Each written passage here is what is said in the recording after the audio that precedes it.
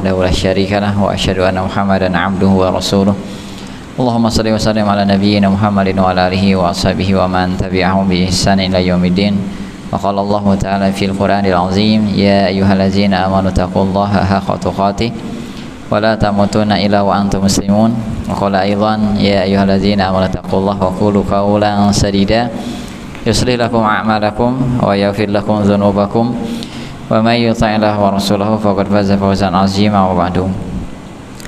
Ayo jamaah hadirin saudara-saudaraku yang dimuliakan oleh Allah Subhanahu wa taala. Alhamdulillah untuk kesekian kalinya ya rutinitas kita setiap bulan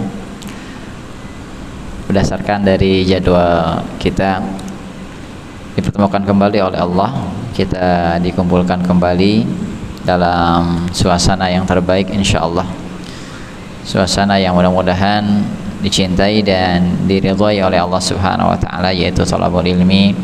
Kita dikumpulkan dalam tafaqquh fiddin, kita dipertemukan kembali dalam mempelajari tentang agama Allah, tentang syariat Allah, tentang hal-hal yang tentunya bisa bagus untuk diri kita dalam bermakrifat kepada Allah Subhanahu wa taala.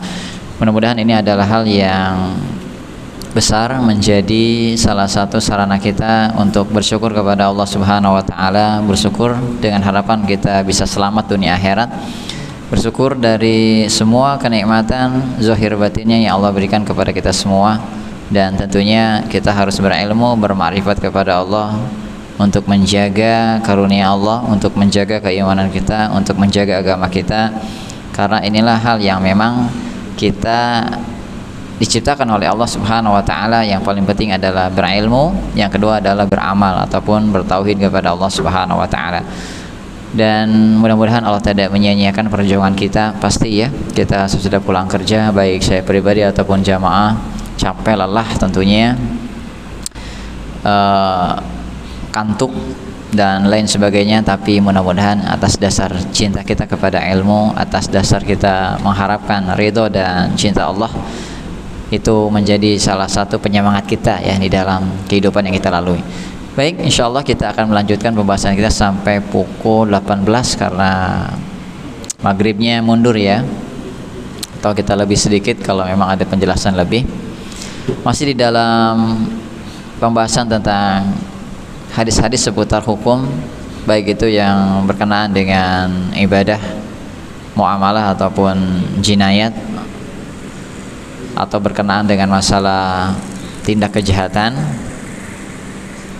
Dan kita masih konsentrasi pada bab tentang ibadah ya, dan tepatnya kita masih berada di dalam mempelajari tentang hal-hal yang berkaitan dengan permasalahan sholat, hadis ahkam yang berhubungan dengan masalah sholat. Pada perjumpaan yang lalu ya, kita terhenti pada bab tentang topik hukmu man sami'an nida falam yujib. Jadi kalau ada seseorang yang mendengar azan kemudian tidak menjawabnya, artinya tidak datang ke masjid, maka bagaimana hukumnya? Telah kita singgung ya.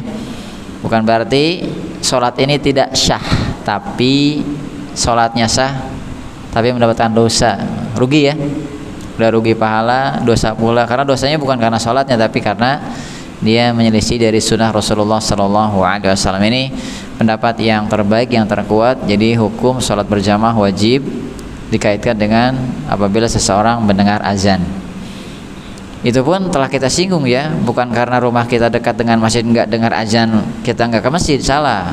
Kalau kita tetap ke masjid walaupun ada masalah enggak azan tetap ke masjid, beda dengan rumahnya yang jauh. Itu disinggung oleh para ulama.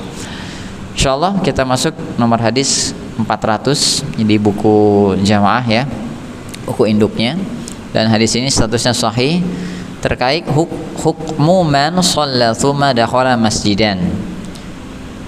Hukum ketika seseorang telah melakukan sholat kemudian masuk masjid.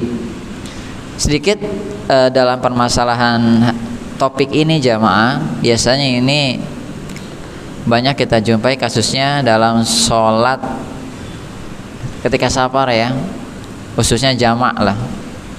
Ketika menjamak pulang sampai ke rumah itu waktu sholat masih ada. Nah ya, nah ketika itu sudah sholat lalu ada yang melakukan sholat berjamaah Nah, ini bagaimana sikapnya atau hukumnya? Padahal kita sudah sholat, orang tersebut sudah melakukan sholat yang diniatkan dalam waktunya itu ketika safar.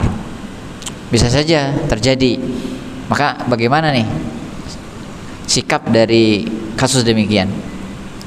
Hadis ini dari Yazid bin Al-Aswad radhiyallahu anhu shalla ma'a Rasulillah sallallahu alaihi wasallam salat subhi. Jadi seseorang, ya, dia maksudnya sholat bersama Rasulullah pada sholat subuh. Falamma shalla Rasulullah sallallahu alaihi wasallam, ketika Rasulullah sallallahu alaihi wasallam sholat, idza huwa bi rajulaini lam yusalliya, tiba-tiba ada dua orang yang enggak sholat. Fada'a bihima, Rasulullah memanggil keduanya. Faji'a bihima, ya, didatangkan, ya, keduanya di hadapan Rasulullah sallallahu alaihi wasallam. Kemudian tur'adu faraisuhuma, yang berdua tadi di hadapan Rasulullah gemeter. Wah, gimana gemeternya? Bukan sakit tapi apa? Biasanya kalau dipanggil ya gitulah, ya ada rasa takut. Nah, faqala lahuma, lantas Rasulullah berkata kepada keduanya, ma mana'akuma an tusalliya ma'ana, kenapa kamu berdua, kalian berdua tidak sholat bersama kami? Pahami kondisinya ya. Qala, mereka berdua berkata, qad shalaina fi rihalina, kami telah sholat di perjalanan kami, di tempat kami. Qala fala taf'ala, kata Nabi, jangan kalian lakukan. Idza shalaituma fi rihalikum, kalau kalian sudah sholat di tempat kalian atau di perjalanan kalian, tsumma adraktumul imama wa lam yusalli, kemudian kalian jumpai seorang imam dan belum sholat, fasalliya ma'ahu, sholatlah ya kalian bersamanya. Fa innaha lakum nafilatun, karena itu adalah sunnah bagi kalian ketika mengulang sholat lagi. Paham gambarannya ya? Misalnya Mas Mahmudin sholat jamak lah ya di perjalanan zuhur asar, tiba-tiba jam 3:30 masuk asar kan, rest area atau ke tempat di manalah, di depan masjid istirahat ya, ataupun jamak sudah kajian mungkin langsung pulang, tiba-tiba nggak sholat, tuh kan. Yang seperti ini bisa menimbulkan komentar yang tidak nyaman nantinya. Ya kalau mau nggak sholat, menjauh dari masjid, itu aja. Jangan dekat sekitar masjid, khawatir nanti ada hal-hal yang tidak nyaman. Apalagi kalau kelihatan banyak orang, terlebih kelihatan imam. Rasulullah melihat demikian. Kan apa? Dijelasin. Emang kenapa? Tuh. Padahal bisa saja kasusnya banyak ya. Emang kenapa kalian nggak sholat sama kami? Beda mazhab, bisa jadi. Kan bikin sakit hati. Ya enggak? Oh, di pengajian kami harus imam yang dibaiat. Tuh, komentar yang tidak-tidak. Kan ada yang kayak gitu ya. Ada, saya pernah jumpa itu. Pokoknya kalau imam bukan dari kalangan dia nggak mau bermakmum kepada orang selain dari imamnya. Ada yang kayak gitu. Saya pernah jumpai secara langsung itu. Kalau memang sholat berjamaah tuh di lantai 1, di lantai 2 dia sholat sendirian. Kecuali kalau dia jadi imam, ya, pelit sendiri gitu kan. Nah, ada yang seperti itu. Jadi timbul komentar.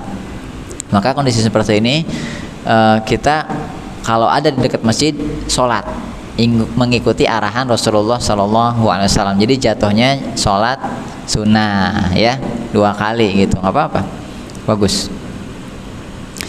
Adapun hadirin yang dirahmati Allah Subhanahu wa taala, faedah yang bisa kita ambil dari hadis ini, yang pertama, hadis yang tadi kita bacakan menjadi dalil siapa orang yang masuk masjid dan mendapati orang-orang sedang sholat sementara dia telah sholat, maka disyariatkan baginya untuk sholat bersama orang-orang tersebut ya. Untuk apa? Dalam rangka mendapatkan keutamaan jamaah lagi. Dan jadilah sholat tersebut bagi dia menjadi sholat sunnah ataupun nafilah. Dan ini menjadi ijma para ulama, disunahkan untuk mengulang, nggak apa-apa ya, walaupun nggak wajib,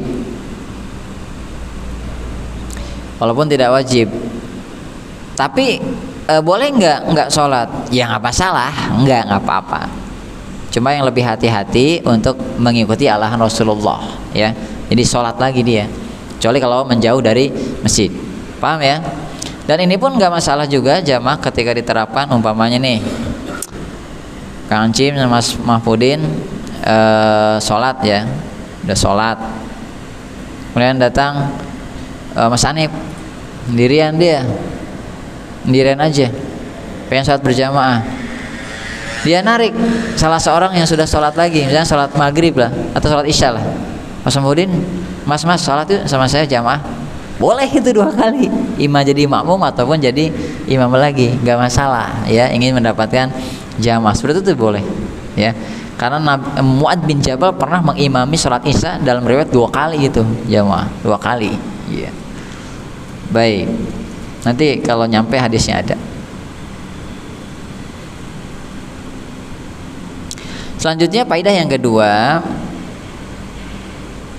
zohir dari hadis ini mengulang atau ada sholat hukumnya boleh di semua sholat. Ini kan kasusnya sholat apa tadi?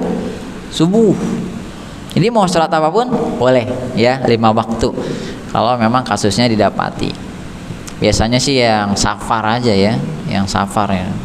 Makanya ada permasalahan kalau udah jamaah safar kemudian ke rumah masih ada waktu sholat lagi, nggak usah, kecuali kalau ada di masjid gitu kan, maka bagusnya untuk keutamaan sholat lagi. Jadi nggak terlarang untuk mengulang kembali meskipun terjadi di dalam waktu-waktu yang terlarang, boleh. Faedah yang ketiga, sama halnya secara umum hadis ini menunjukkan tidak ada beda ya dalam pengulangan sholat antara maghrib ataupun yang lainnya. Ini jumhur ulama, sama seperti sebelumnya. Jadi keumuman sholat diperbolehkan. Jadi Nabi di sini nggak ada pengecualian, boleh ya kelima waktu tersebut ketika kasusnya kita jumpai. Dan faedah yang terakhir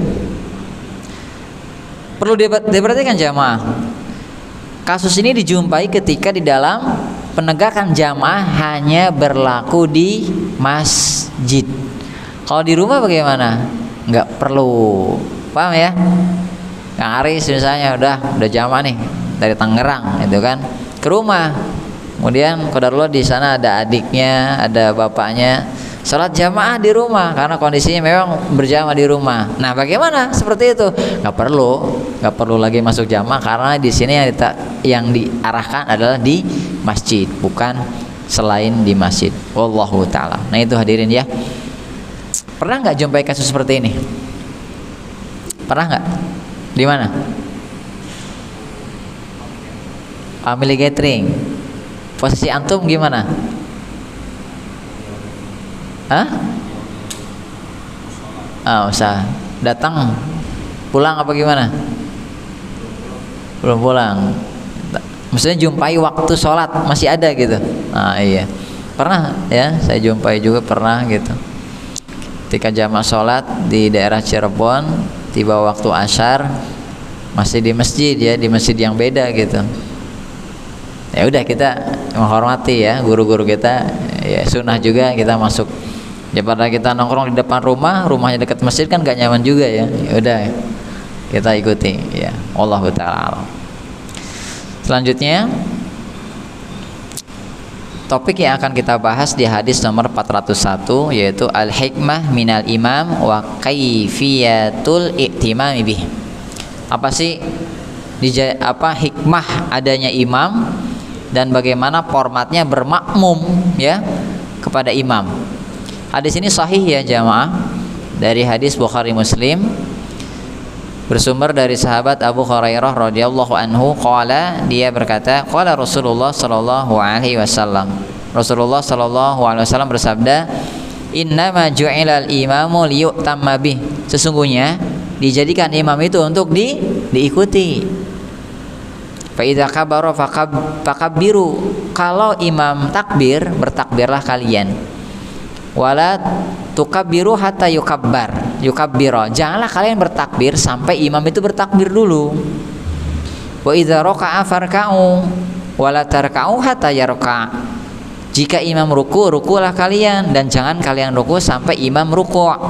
Wa idza qala, jika imam berkata sami'allahu liman hamidah, faqulu, katakanlah Allahumma rabbana lakal hamd. Wa idza sajada fasjudu, kalau imam sujud, sujudlah kalian. Wala tasjudu hatta yasjuda, jangan kalian sujud sampai imam sujud. Wa idza shalla qa'iman fasallu qiyaman, kalau imam sholat dalam keadaan berdiri, berdirilah kalian sholatnya juga. Wa idza shalla qa'idan fasallu qu'udan ajma'in, kalau imam sholat duduk, kalian pun sholat dalam keadaan duduk. Ya, ini hadisnya sahih. Nah, itu jamaah beberapa format dalam sholat berjamaah ketika kita mengikuti imam, ya. Insyaallah ini mudah dipahami penjelasan dari lafaz-lafaz atau redaksi hadisnya. Adapun bagi kita, faidah yang bisa kita ambil diantaranya adalah yang pertama, hadis ini menjadi dalil bahwa hikmah dijadikannya imam adalah untuk diikuti dong, ya, perlu adalah. Jadi leader ini, pemimpin ini, ketua ini harus ada di setiap kondisi, ya. Di rumah ada kan? Siapa?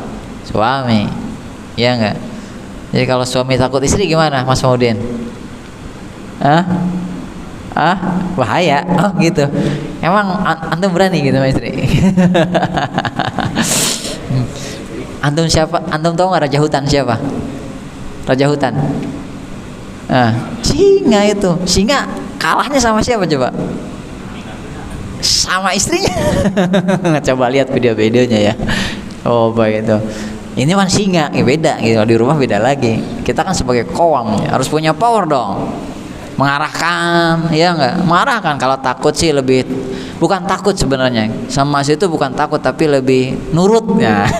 Kita sama aja, Pak. Ada ya kisahnya, saya pernah diingatkan itu. Fir'aun ketika mau membunuh Nabi Musa yang masih bayi, Asia berkata, gak usah, jangan, siapa tahu ini jadi penyujuk buat kita. Nurut jamaah itu, kurang gimana? Fir'aun, ya Allah, kurang gimana bengisnya? Nurut sama istrinya Asia. Ya enggak? Ya, jadi bukan takut, enggak. Jadi qawam, pemimpin, ya. Dalam kerjaan jelas dong, ya, ada leader, ada di atasnya foreman kalau ada, supervisor, asmen, manager gitu kan, sampai atasnya ketua DKM, apalagi imam di dalam sholat perlu ada untuk diikuti agar ada masalah. Terlebih lagi pemimpin negara, ya. Baik, di sini ada 3 perkara yang harus dihindari di dalam bermakmum berjamaah. Ulama mengatakan, ya, ini ada di dalam fikih Tamamul Minah juga, dijelaskan juga dalam beberapa syarah hadis, 3 hal. Yang pertama, musabaqah, mendahului imam. Paham, ya? Jadi suka lihat kayak gitu nggak? Oh banyak, ya, belum ruku udah ruku duluan, belum sujud sudah angkat dulu. Itu ada, ya, tidak sedikit terjadi. Ini hukumnya yang paling roji jumhur haram. Ada yang idealis batal sholatnya, ada, ya, tapi lebih tepatnya haram. Itu yang mendahului imam. Yang kedua, muwafaqah, bareng. Kalau bareng tergolong ini enggak, mengikuti imam enggak? Enggak, kalau bareng gimana sih bareng, ya? Sujud bareng, ruku bareng gitu, ya. Ibaratnya bareng, beda kan? Kalau bareng itu, kalau mengikuti dan berbarengan beda. Bareng juga nggak boleh, jamaah. Yang ketiga, ta'ahur, telat, juga sama, nggak boleh. Ada yang ini saking ingin husunya dalam sujud gitu, ya, oh dibaca doa dulu, imam sudah angkat duluan, ini masih ini nggak boleh juga. Paham, ya? Benar, sujud, doa dalam sujud itu boleh, cuma kan kalau kelamaan ini kan nggak baik.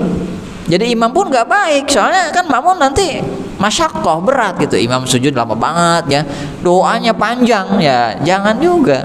Begitupun makmum. Jadi hal ini nggak boleh yang tiga ya, mendahului, berbarengan, telat. Jadi harus apa? Mutabaah, ngikutin. Jadi nggak ada jedanya, nggak lama. Allahu Akbar baru gitu. Paham ya? Jadi mengikuti dengan jeda yang tidak lama. Nah itu jamaah. Baru namanya mutabaah, ngikutin imam. Kemudian yang kedua, faedah yang bisa kita dapatkan adalah tafsir makna iqtida. Apa sih tafsir dari makna kita iqtida atau mengikuti? Di sini dalam kondisi apa?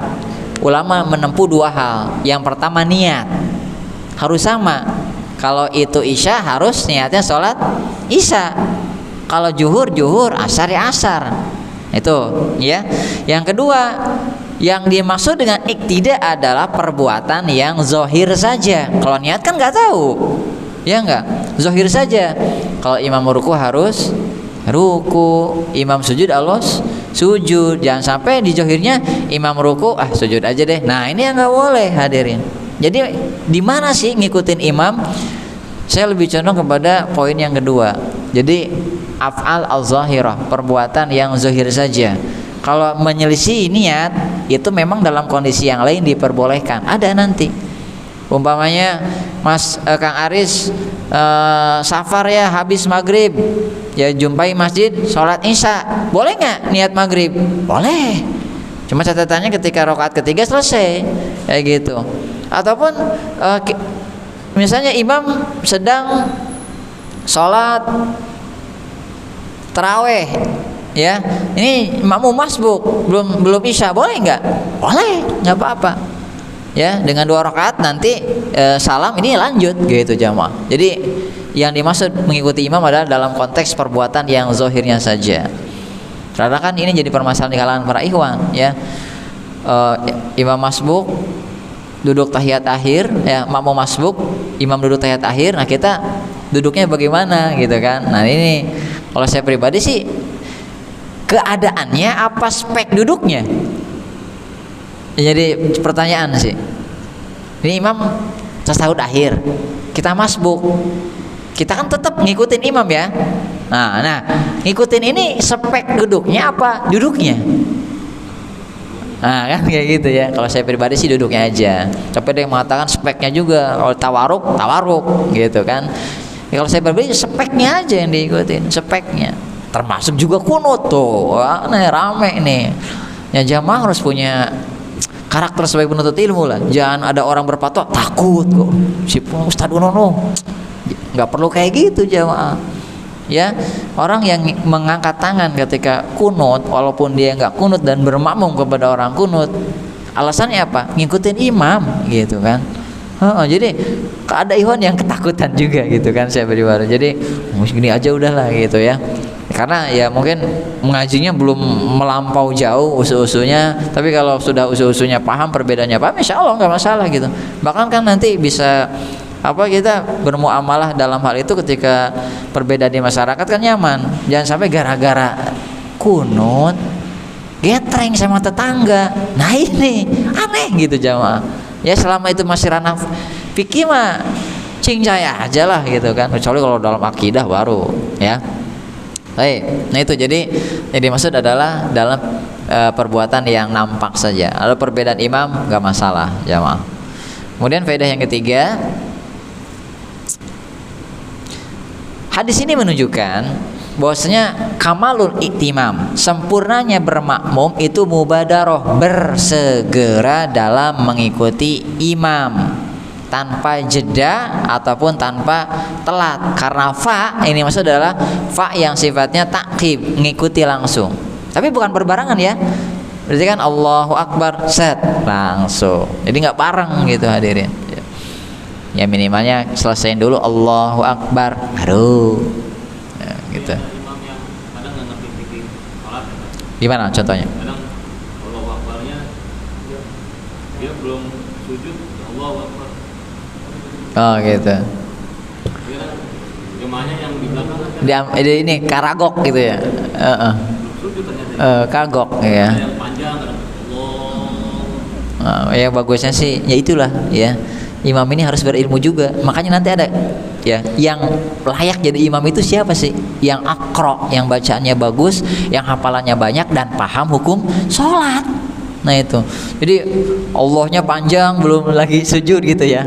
Ya bagusnya kan takbir intikal ini selesai gitu. Allahu Akbar sampai ke rukun lagi kayak gitu jamaah. Baru boleh ya Bapak ya diimprove tuh jadi imam. Ya untuk lebih keselamatnya ya kalau kita tahu kondisi seperti tadi ya biarkan saja ya imam ini selesai gitu ya, selesai dulu ya. Tapi kalau di belakang juga nggak tahu ya wallahu taala alam itu ya, mudah-mudahan diharapkan tidak mengapa karena ya nggak kelihatan soalnya. Ya patokannya kan ketika selesai dari ya takbir baru kita ikutilah ya seperti itu. Karena lazimnya ketika takbir selesai berarti udah pindah ke rukun lagi baru makmum ngikutin kayak gitu jamaah. Selanjutnya faedah yang keempat adalah hadis ini menunjukkan makmum cukup membaca Rabbana walakal ham itu aja. Jadi enggak sama sami'allahu liman hamidah. Walaupun ada pendapat yang mengatakan itu tetap, tapi yang lebih rajih mengucapkan Rabbana walakal ham.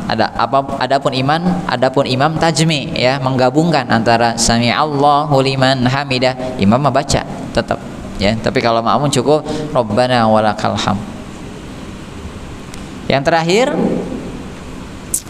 hadis ini menjadi petunjuk bahwa makmum itu sholat dalam keadaan duduk kalau imamnya duduk, sholat berdiri kalau imamnya berdiri. Tapi ini ada rinciannya ya, ada rinciannya hadirin. Makanya kalau dalam kondisi seperti ini ya, ada imam rawatib yang lagi uzur nggak bisa berdiri, ya udah badalin aja biar nggak heboh gitu ya nggak. Kalau memang secara fikih ada, cuma yang lebih selamat kan nggak ganti aja dulu lah, dibadalin gitu kan, lagi lagi cedera umpamanya, ya udah ganti imam ring kedua aja kayak gitu. Kecuali tiba-tiba di pertengahan sholat imam nggak bisa berdiri, nah itu baru beda lagi fikihnya ya. Ini kan dari awal sudah sakit ya, kebijaksanaan lah gitu kan, ganti ring 2 imam siapa, nah itu baru. Jangan dipaksa terus maju ya, kecuali memang ada di lembaga-lembaga lain gitu ya. Lebih asalnya seperti ini insyaallah. Selanjutnya topik yang akan kita bahas adalah istihbabu dunui minal imam. Hadirin yang dimuliakan Allah Subhanahu wa taala, kita disunahkan di dalam berjamaah untuk mendekat kepada imam. Maksudnya apa? Dekat dengan safnya imam. Ya berarti kan saf 1, saf 2. Ini pun dekat masih ada batasan dari para ulama ya. Saf 1, 2 masih dibilang dekat meskipun 3 gitu ya. Bagaimana safnya cuma 1 ya, mudah-mudahan itu yang terdekat. Kan ada ya sholat yang cuma 1 saf gitu, sholat subuh biasanya, mudah-mudahan. Jadi kenapa sih disunahkan? Selain disunahkan, ini keseriusan dalam berjamaah. Kalau umpamanya setiap sholat kebaginya di saf belakang terus, berarti ini bagaimana ya? Jadi kan nggak berlomba-lomba. Nah kayak gitu hadirin. Jadi ada pahala tuh di saf yang paling pertama gitu jamaah ya. Apalagi umpamanya kayak Mas Anip nih, tetangga masjid, sholatnya di saf belakang terus, kan gimana ya nggak? Harusnya tetangga masjid di belakang imam harusnya ya nggak? Gitu hadirin. Saya pernah baca ya, ulama dululah, ulama jago yang terdahulu ya, Imam Nawawi kalau nggak salah, itu beliau sampai memberikan penjelasan di dalam satu hadis, orang yang memang terlambat saf terus khawatir nanti rahmatnya pun dilambatkan, ampunannya pun dilambatkan oleh Allah, kemudian doanya pun dilambatkan, pengabulan doanya, urusannya pun dilambatkan oleh Allah. Kan kalau kita melihat gitu kan, memang sih di saf pertama mah ya yang penting salat berjamaah kan. Cuma melihat seperti ini kalau tanpa uzur ngeri juga ya. Kita ingin apa-apa didengarkan oleh Allah gitu kan dalam doa kita, tapi dalam salat aja telat terus gitu kan. Nah ini hadirin ya, makanya ya kita harus bersegera mudah-mudahan ya. Makanya disunahkan dekat dengan imam. Hadis sahih, hadis 402 dari Abu Sa'id Al-Khudri radhiyallahu anhu, anna Rasulullah sallallahu alaihi wasallam bahwasanya Rasulullah Shallallahu alaihi wasallam ra'a fi ashabihi ta'akhuran. Beliau melihat para sahabat-sahabatnya telat. Faqala, lalu beliau Nabi kita berkata, taqaddamu fa'tamu bi, maju dan bermakmumlah kepadaku, wal ya'tam bikum man ba'dakum, dan hendaklah ya salah seorang di antara kalian pun nanti mengikuti kalian setelahnya. Artinya nanti makmum yang lain pun melihat kepada imam yang lain gitu ya. Yang di belakang nggak lihat imam berarti lihat yang di depannya, kayak gitu kan. Semua kan bisa melihat imam, apalagi kalau jamaahnya ngebludak itu hadirin ya, sampai ke luar dari area masjid. Nah ini Nabi mengatakan taqaddamu, dekat. Apalagi kalau sholat Jumat kan, makanya kalau jamaah bisa melakukan himbauan, jamaah yang baru datang mohon isi dulu saf yang di depan, itu nyaman buat sholat Jumat. Dan ada hadisnya ternyata, walaupun memang nggak nyuruh kayak gitu, kan kita nggak boleh melewati pundak-pundak orang, ya nggak? Artinya kan kalau di sini masih kosong nih, di sana udah terisi penuh, otomatis dia ke sini ngelangkahin dulu pundak orang gitu kan, iya enggak? Makanya kalau tersisi penuh kan tinggal maju rapi. Cuma kan kita kayak gitu ya, masyarakat kita pengennya di belakang dulu gitu kan, yang depan nanti gitu ya. Nah ini jamaah telat di sini apa istilahnya, kalau ada uzur sih nggak masalah ya. Iya nggak ada uzur gitu, yang jadi perhatian untuk kita semua.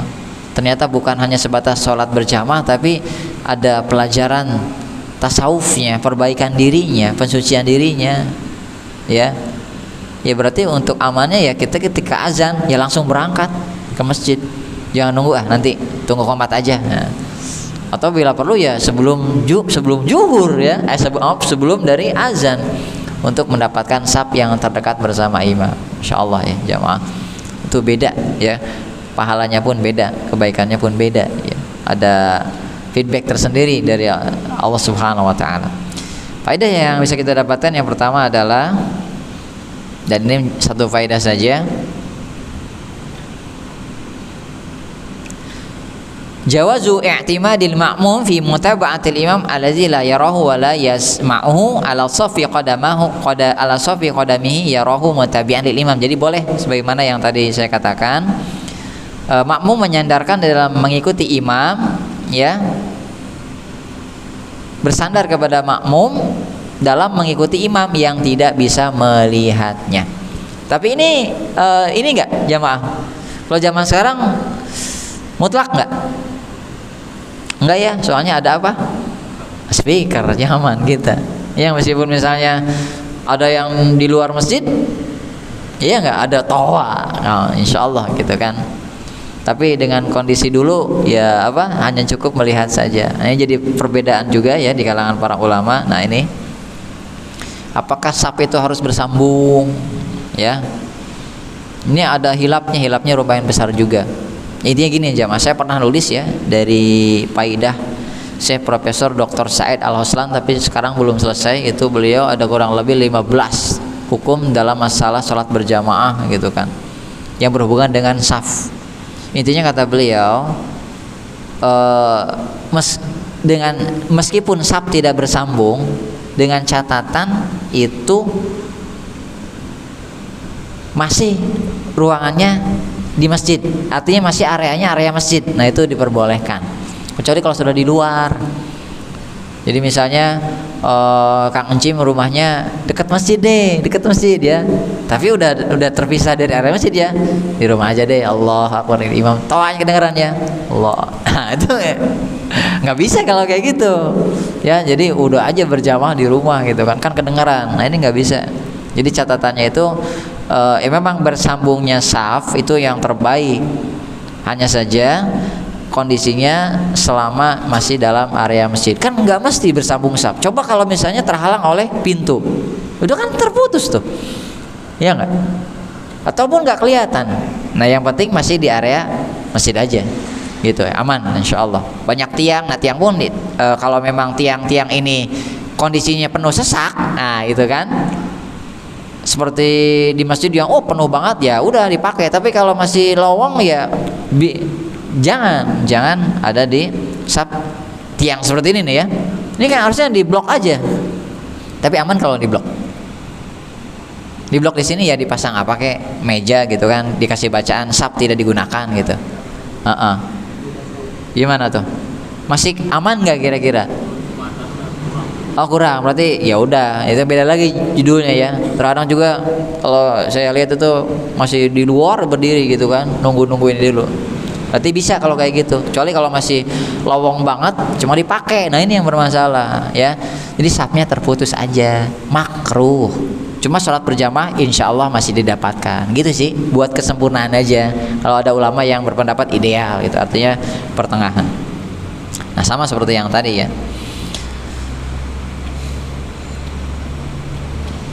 Tapi juga ulama ada yang mengatakan ya, yang menguatkan tetap harus bersambungnya saf ketika di luar masjid ya. Intinya masih dalam area lah, masih dalam area.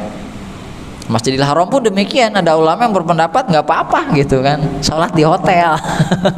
itu kena ya. Kenapa? Tapi dengan catatan dia bisa melihat makmum. Kalau nggak lihat jangan. Misalnya kan ada hotel yang langsung tuh lihat ya. Nah itu bisa. Tapi kalau nggak ya jangan. Karena di sekitaran haram itu kan toa itu nyampe kemana? Hotel. Ya hotel. Makanya tiap hotel punya musola tersendiri jamaah. Ya. Tapi kalau kita sedang di sana ya keluar aja. Kecuali kalau ibu-ibu kali ya.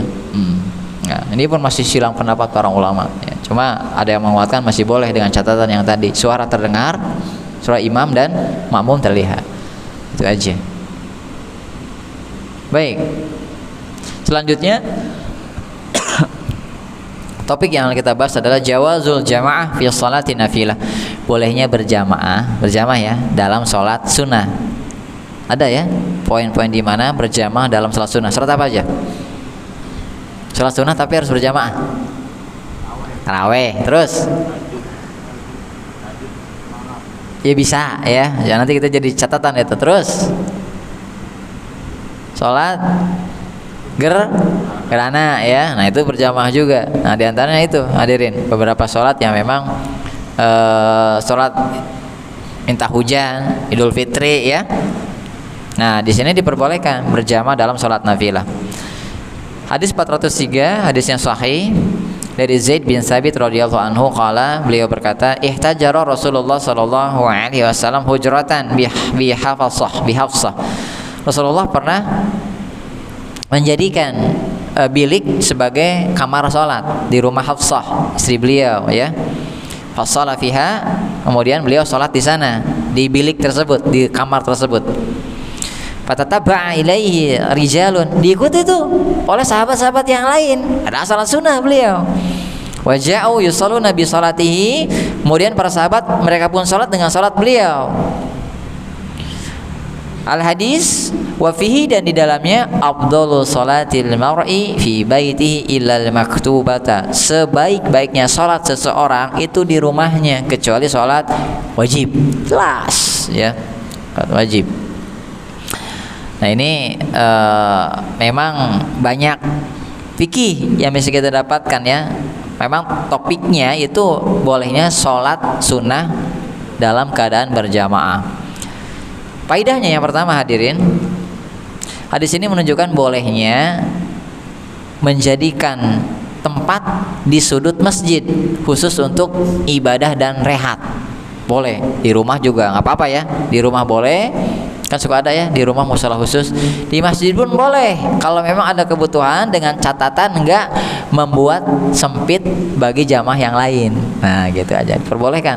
Makanya kan suka ada kamar apa tuh khusus, warna merbot ya. Tapi kan bedanya merbot mah biasanya di luar ruang sholat ya. Nah itu mungkin bisa arahnya ke sana. Tapi ini pun ketika memang itu jadikan tempat ibadah ya nggak apa-apa. Mungkin ini kali ya dipakai dalil oleh orang jamaah tabligh ya gitu kan, pasang tenda ya, itu janganlah kayak gitu. Jadi membuat tempat khusus untuk rehat dan ibadah di bagian-bagian masjid, kan dengan catatan tidak membuat orang yang lain itu sholat dalam keadaan sulit. Nah ini dengan catatannya rapi, tertib. Nah gitu hadirin ya. Kalau lihat orang-orang jemaah tabligh kan mungkin di teras gitu ya. Pernah lihat nggak sih? Mereka suka bawa apa, alat masak ya, kemudian baju ya, mungkin di luarnya gitu kan, nggak di area utama masjid gitu. Ini pun dalilnya mungkin ke arah sana, ya wallahu alam. Tapi tetap kita nggak melihat ini dalam kondisi yang harus gitu kan. Tapi dengan catatan masalahnya di sini, kira-kira ganggu orang nggak? Nah kayak gitu ya. Repotnya harus masjid siapa emang gitu kan? Iya enggak? Kalau masjidnya sendiri sih ya itu beda urusan jamaah. Selanjutnya menjadi topik kita, bolehnya sholat berjamaah dalam sholat nafilah atau sholat sunnah. Contohnya sholat taraweh, itu yang paling penting ya, sholat malam. Ataupun dalam kondisi yang lainnya boleh nggak jamaah? Tahajud tadi boleh, dengan catatan bukan hal yang memang dirutinitaskan atau memang dijanjikan atau memang nantinya terus menerus. Bahkan ada ulama mengatakan itu enggak sesuai sunnah nantinya. Ya kalau misalnya jamaah di rumah mau sama anak istri boleh, nggak apa-apa. Ayo sholat tahajud berjamaah, bapak jadi imam atau ayah jadi imam, itu boleh nggak? Boleh, pengajaran ya. Tapi kalau itu selalu ya ada himbauan, nah ini kalau Ramadan sih masih oke sih ya. Tapi kalau untuk daily gitu, oh ini janganlah ya, sewaktu-waktu saja ya.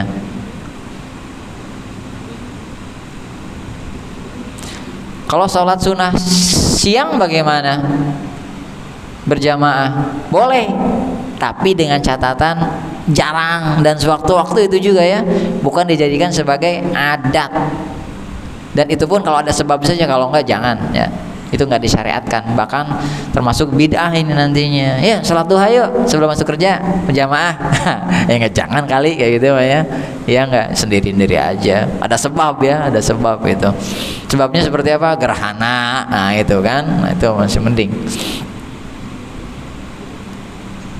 Iya, Rasulullah kayak gitu sholat malam kan. Tapi kan itu sifatnya apa? Sifatnya bagaimana? Hah? Sifat tadi apa? Nggak ada planning kan? Bener nggak? Langsung kayak gitu, boleh. Yang benar dalam hal ini adalah baik dalam keadaan sholat wajib ataupun sholat sunnah, boleh di sebagian tempat itu adanya berjamaah. Tapi di sini menunjukkan pula sahnya niat imam di pertengahan sholat, berarti sering gitu kan, Allah dua rakaat langsung tepuk tangan. Nah itu boleh, sah, nggak apa-apa ya, nggak apa-apa, sah dalam hal ini.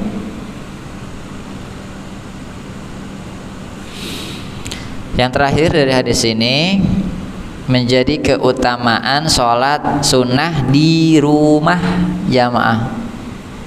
Memang disyariatkannya untuk tidak berjamaah. Nah, ini sifatnya hanya dadakan saja gitu. Yang sholat sunnah di rumah, sholat sunnah rawatib bagusnya memang di rumah ya. Lebih ya, ini kalau ini kan afdol, berarti afdol ini ada pahala lebih. Kenapa di rumah? Untuk menghidupkan rumah.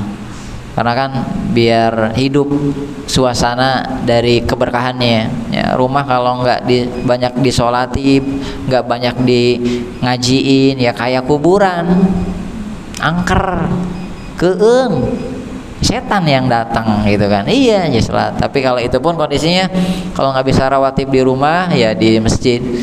Kalau di rumah sulit Ustaz, kenapa? Bawaannya kalau udah sampai rumah itu bawaannya langsung apa?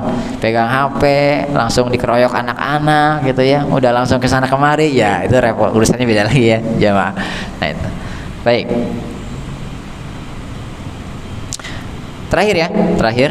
Mudah-mudahan masih ini. Masru'iyatu qira'ah hadhihi suwar wa nahwiha fi sholatil isya. Disyariatkannya membaca surat-surat ini atau yang lainnya di sholat isya. Memang topik ini bacaan sholat, tapi itu lebih juga ke arah bagaimana seorang imam bersikap ketika jadi imam. Dari Jabir, hadisnya sahih ya, 404 radhiyallahu anhu qala shalla Mu'adzun bi ashabihi al-isya. Mu'ad sholat ngimami sahabatnya di sholat isya. Fatawala alaihim, jadi imam lama. Mu'ad bin Jabal ini lama. Kayaknya bacaannya mau rojaah Kang Aris. Aduh, repot juga nih. Imamnya jadi gimana tuh ya? Ya, repot ya. Makanya kalau jadi imam, mending imamnya ini imam ustadznya ustadz pabrikan ya, apa terbalik ya Pak? Oh jangan ustadz pabrikan mau rojaah terus yang ada gitu ya, mending santri aja udah deh, nah, gitu kan. Ada yang bilang kayak gitu. Faqala Nabi sallallahu alaihi wasallam, maka Nabi sallallahu alaihi wasallam bersabda, "Aturiduna an takuna ya Mu'adz fatanan?" Wahai Mu'adz, kamu mau buat fitnah. Nah, kayak gitu. Iza amam tannas, kalau kamu mengimami manusia, faqra, baca itu wasyamsi wa duhaha, sabbihisma rabbikal a'la, iqra bismi rabbikal ladzi khalaq, wal laili idza yaghsha. Gitu aja salat Isya. Salat Isya tabarok satu rakaatnya. Waduh, itu kan ini kan gimana lah. Ya. Nah ini kenapa jadi fitnah? Nanti banyak komentar. Bahkan dalam riwayat lain tuh Mu'adz udah ngimamin sholat juga ya, Isya kalau nggak salah, sehingga ketika ada orang yang uzur keluar dari jamaah itu dikatain munafik. Ini simbol-simbol munafik. Ngadu itu sama Nabi ya. Nabi memenangkan orang sahabat tadi. Maksudnya jangan lama-lama, kasihan. Nah gitu jamaah ya. Memang ini syariatnya tuh membaca di Isya itu surat yang tadi kita bacakan, tapi jadi imam pun harus tahu keadaan makmum gitu hadirin ya. Penting untuk kita semua. Intinya niat beda, imam beda niat diperbolehkan, dan imam juga harus punya perhatian di belakangnya makmumnya ya. Masya Allah gitu jamaah. Mungkin ada yang pernah umroh di sini. Kang Aris, ada lagi selain Kang Aris? Mang Jim pernah ya? Terus Anip ya, nanti mudah-mudahan bisa ke sana. Lihat di Masjidil Haram pendek-pendek ya, itu imamnya kan jago-jago, pendek-pendek gitu ya. Kadang Al-Ikhlas gitu, subuh kalau rame enggak ya mah pendek gitu. Ya Allah, kenapa? Karena mereka tahu ini jamaah, kebanyakan kan orang jamaah umroh atau seperti apa, pendek kayak gitu. Saya pernah ngedengar, kenapa nggak sholat di masjid? Lama Ustaz, lama, saya bilang gitu. Tuh kan jadinya malah ke masjid umum ya, enggak punya perhatian lah imam gitu ya. Lihat kondisinya bukan kondisi pesantren, kondisinya kondisi apa sih? Kondisi perumahan ya enggak. Kalau pesantren sih oke aja ya, perum kondisinya. Ada orang pulang kerja belum makan, waduh itu kan udah puyeng itu urusannya. Wallahu ta'ala baik ya, mudah-mudahan ini bisa menjadi solusi untuk kita semua ya, wawasan dan terbaik untuk ibadah kita. Tuh barangkali ada tambahan mungkin sekitar 3 menit dari pertanyaan, kalau ada silakan. Ada hadirin? Silakan kalau ada. Iya, Kang Mahmudin.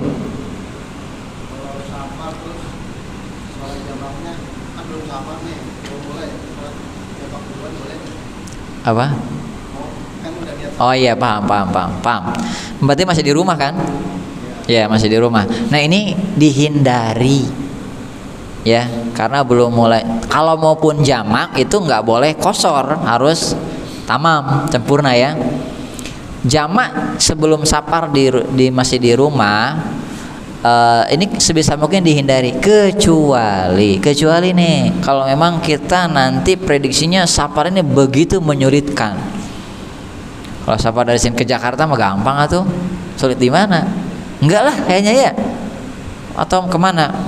Cirebon gampang. Kalau menyulitkan sekali nih dalam kondisi panas, macet dan sebagainya, oke.